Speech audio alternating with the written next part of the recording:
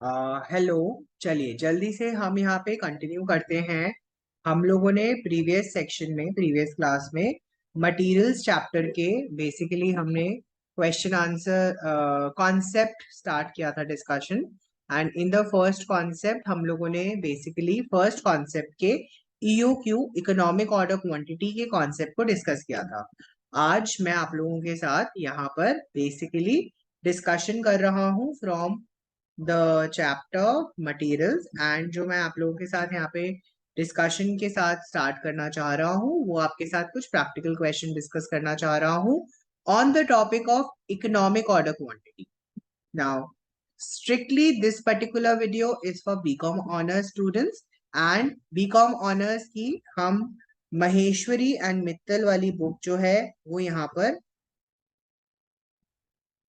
Maheshwari and Mittal वाली book हम यहाँ पे रेफर कर रहे हैं।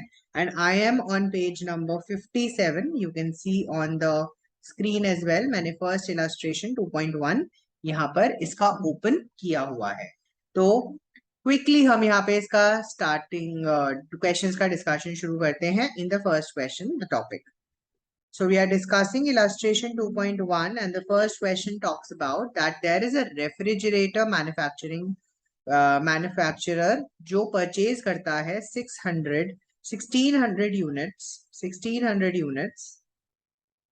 ठीक है, एक पर्टिकुलर कंपोनेंट के किसी पर्टिकुलर सप्लायर से। अगर आप देखोगे उसका एनुअल यूजेज जो है, मतलब उसका एनुअल यूजेज है 1600 यूनिट्स, राइट। अगर आप देखोगे आपको क्वेश्चन में बोला है ऑर्डरिंग कॉस्ट ₹100 है। कैरिंग कॉस्ट आपको क्वेश्चन में ₹8 दे रखी है पर यूनिट, है ना, पर फॉर द इन्वेंट्री। आपको क्वेश्चन में बोला है ईओक्यू निकाल के बताइए, इकोनॉमिक ऑर्डर क्वांटिटी कैलकुलेट करके बताइए। हम लोग को फॉर्मूला ऑलरेडी जानते हैं, √2 into A into O upon C, जिसको हम यहाँ पे वैल्यू में पुट कर देंगे। Sir this is going to be 2 into 1600 into 100 whole divided by 8। तो यहाँ पर हमारी वैल्यू आ जाएगी, कैलकुलेटर पे हम डायरेक्ट सॉल्विंग कर सकते हैं। 2 into 1600 into 100 that gives you 3,20,000। And 3,20,000 को मैं डायरेक्टली डिवाइड कर लेता हूँ ना, why to do such a calculation, divide by 8, so that gives me 3,20,000 divided by 8, that gives me 40,000। And 40,000 का जब मैं यहाँ पे अंडर रूट करूंगा तो मेरे पास आंसर आ गया 200 यूनिट्स। दैट मीन्स अगर मैं गुड्स को 200 यूनिट्स के रेट में डिस्ट्रीब्यूट करूंगा तो मुझे बेस्ट सबसे इकोनॉमिकल वे आएगा। नाउ इन द क्वेश्चन आपको ये भी बोला है, क्वेश्चन में आपको ये भी बोला है कि सर एक तो इकोनॉमिक ऑर्डर क्वांटिटी निकाल के बताओ, उसके साथ साथ आपको बोलता है नंबर ऑफ ऑर्डर्स निकाल के बताओ, उसके बाद बोलता है टाइम इंटरवल निकाल के बताओ कि कितने दिनों में मेरे को रिक्वायरमेंट है, कितने दिनों में मुझे ऑर्डर प्लेस करना पड़ेगा। सर नेक्स्ट चीज आपको क्वेश्चन में एक और चीज बोली है कि इस पूरे कैलकुलेशन को टैबुलेट करके बताओ, मतलब एक टेबल फॉर्म में दिखाओ। तो बेसिकली हम यहाँ पे करने क्या वाले हैं, हम यहाँ पे ईओक्यू को टैबुलर प्रेजेंटेशन में शो करेंगे। तो you can C in the tabular presentation of EOQ, in the tabular presentation of EOQ हम यहाँ पे करने क्या वाले हैं। सर हम एक टैबुलर प्रेजेंटेशन करने वाले हैं जहां पर हमारे पास आ गई, सबसे पहले तो हमने यहाँ पे लिख दिया एनुअल रिक्वायरमेंट। मेरी एनुअल रिक्वायरमेंट कितनी है, और बेटा आप ऑलरेडी जानते हो मेरी एनुअल रिक्वायरमेंट 1600 यूनिट्स है। सर नेक्स्ट मैंने बोला ऑर्डर पर ईयर, मैं एक साल में कितने ऑर्डर ले सकता हूँ, तो बेटा मैंने यहाँ पर इनको डिवाइड कर दिया, डिस्ट्रीब्यूशन में डाल दिया। सर मेरे पास आ गया, नेक्स्ट आ गया यूनिट्स पर ऑर्डर, एक ऑर्डर में कितने यूनिट्स आएंगे। तो बेटा मैंने यहाँ पे कैलकुलेशन लिया, मैं यहाँ पे कैलकुलेशन ले रहा हूँ कि मैंने यहाँ पर 10 ऑर्डर्स प्लेस करे हैं। ओके, मैंने यहाँ पर 10 ऑर्डर्स प्लेस करे हैं। अगर आप देखोगे यहाँ पे सिंपल कैलकुलेशन हो जाएगा, 1 ऑर्डर अगर प्लेस करूंगा पूरे साल में तो 1600 एक यूनिट में ऑर्डर आएंगे, 800, है ना। Then we are going to do 1600 divide by 3, that is going to be somewhere around 533, right. Then 1600 divide 0.33, है ना, क्योंकि यहाँ पे 0.33 नहीं यूज होगा, है ना, लेकिन जब भी ले लेते हैं। 1600 divide by 4 that comes out to be 400। 1600 divided by 5, that comes out to be 320. 1600 divided by 6, that comes out to be 266.67. Then comes 1600 divided by 7, 228.57. Then हमारे पास आएगा 1600 divided by 8, that comes out to be 200. And then we have 1600 divided by 9, that is 177.78.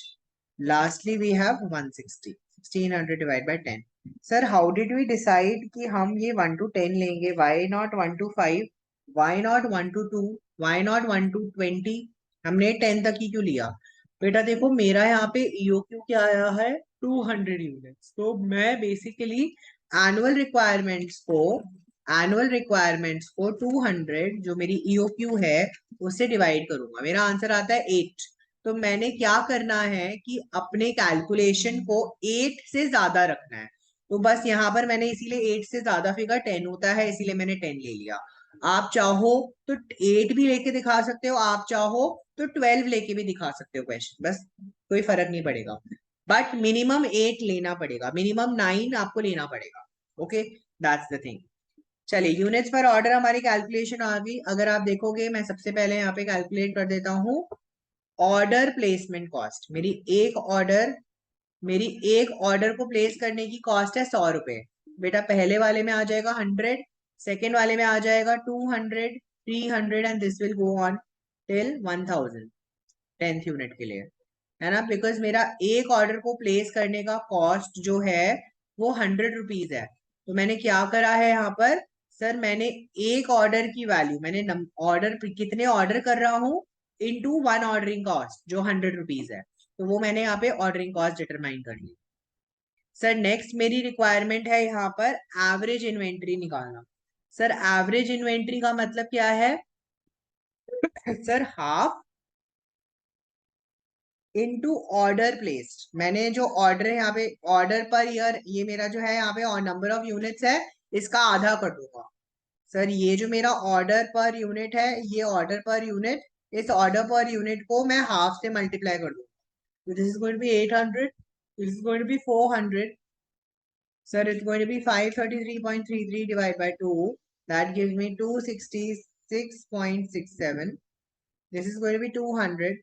This is going to be 160, you know, 160. Then we have 266.67 divided by 2. That gives me 133.33. And I have 228.57 divided by 2. That gives me 114.28. 100. Then we have 117.78 divided by 2, that gives me 58.89. And lastly we have 80.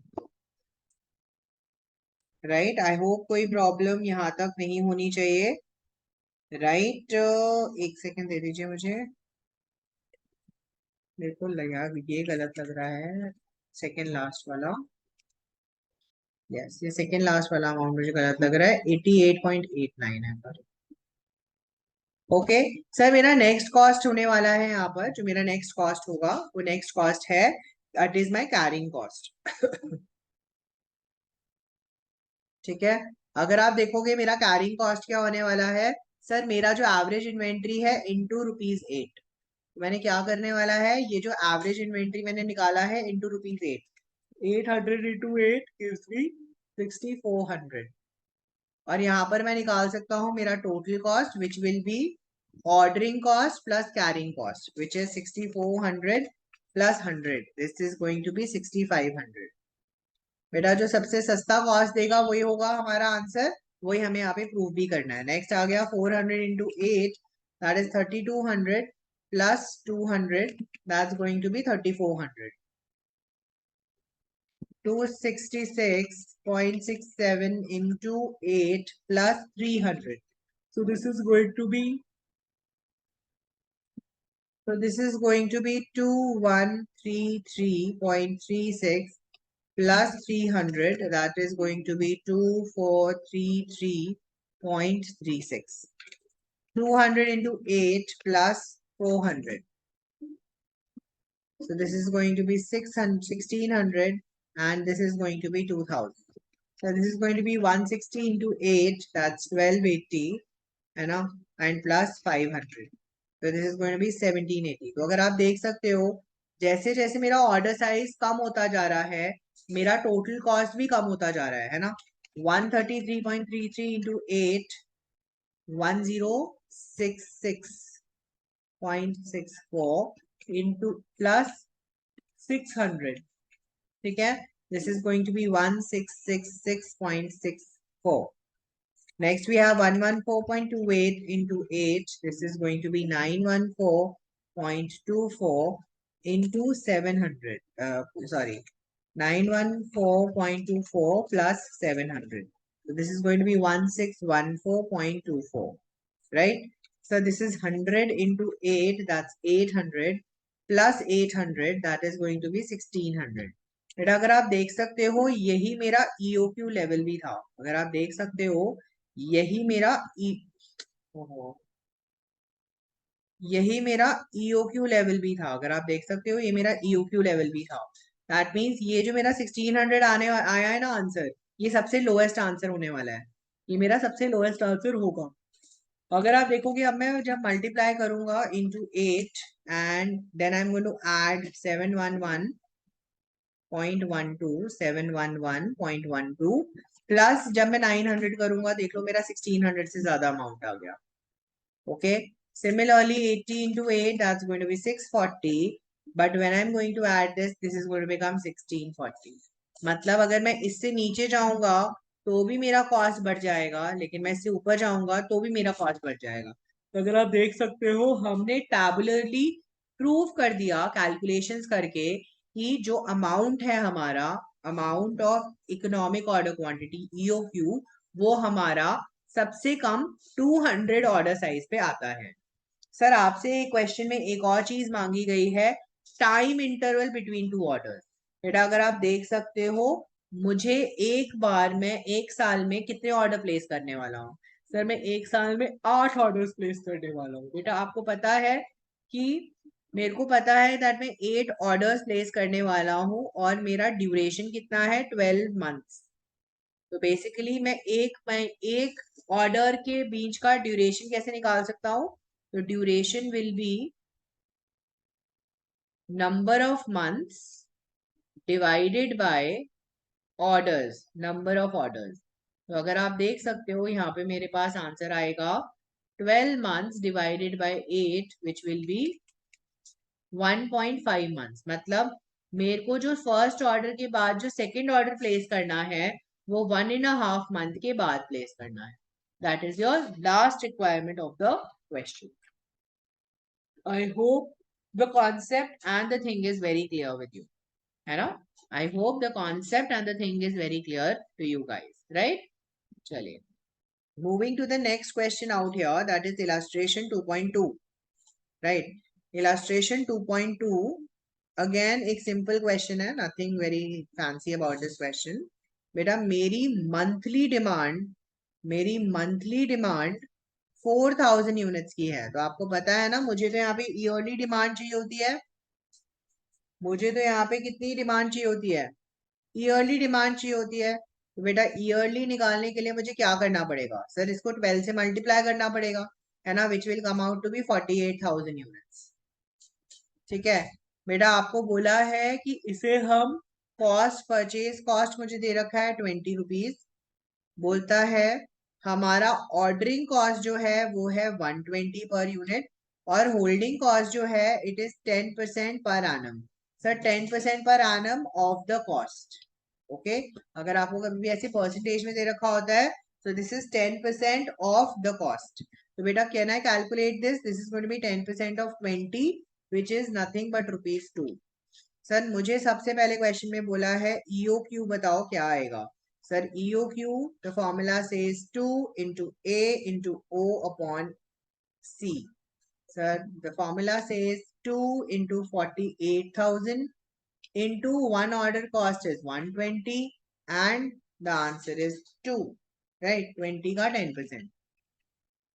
मैंने यहाँ पे calculation किया 2 into 48,000 into 120 divided by 2 and I get under root 5,76 sorry 57,60,000.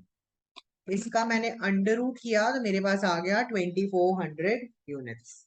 तो मतलब मुझे 2400 units के orders place करने चाहिए. तो बेटा मेरे पास नंबर ऑफ ऑर्डर्स कितने आ गए? अगर आप देखोगे मेरे पास नंबर ऑफ ऑर्डर्स कितने आ गए सर? आ गया 48,000. मतलब मेरा annual demand divided by the EOQ.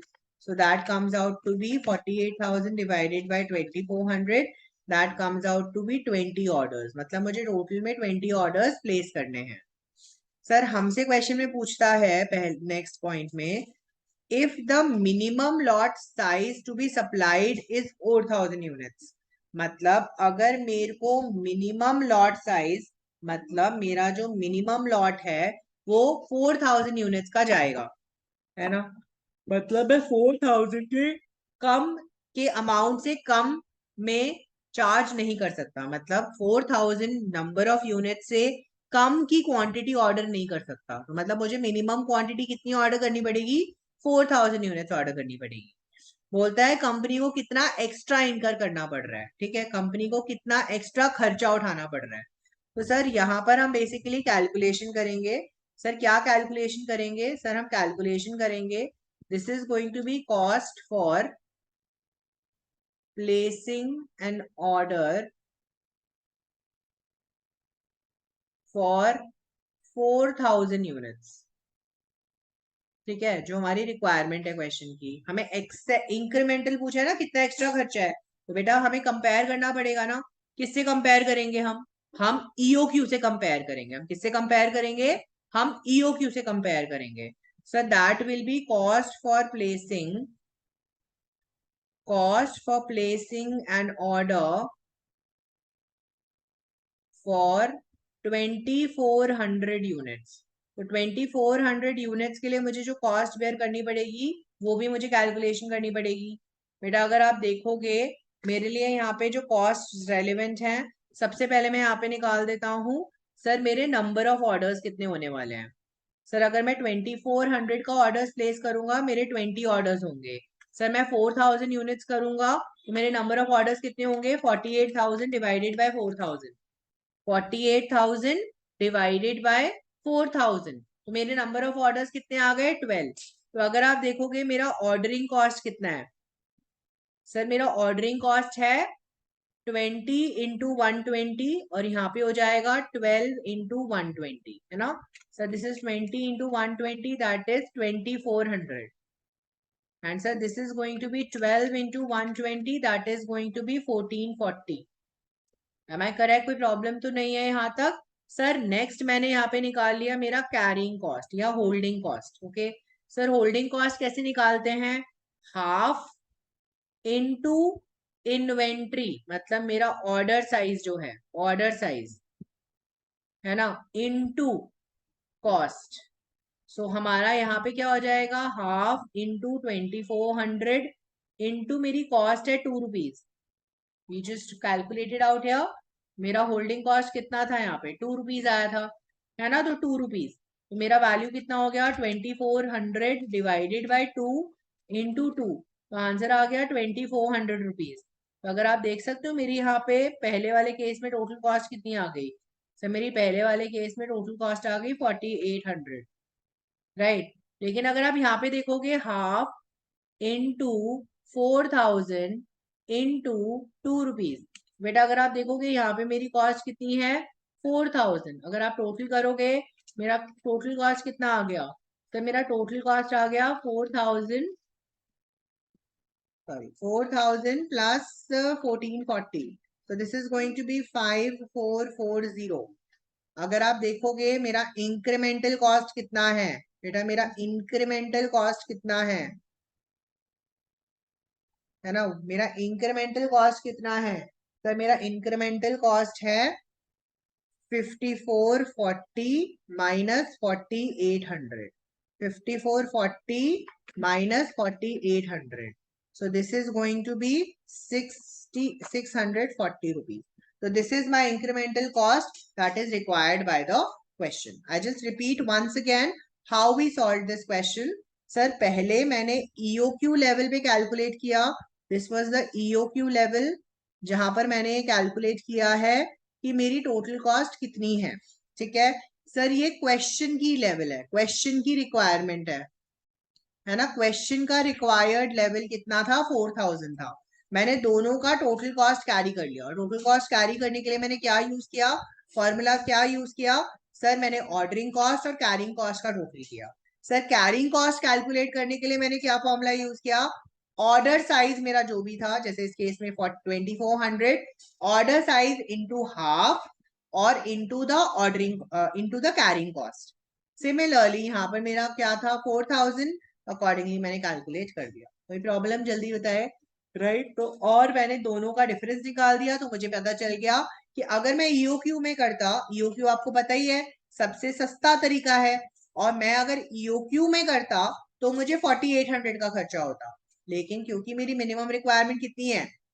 4000 की, तो अब मुझे कितना एक्स्ट्रा खर्चा करना पड़ रहा है? सर मुझे 640 रुपीज एक्स्ट्रा खर्च करना पड़ रहा है. अगर मैं ईओक्यू लेवल पे मंगवाता तो मैं 640 रुपीज सेव कर सकता था. ठीक है, अब एक क्वेश्चन दोनों तरीके से पूछा जा सकता है.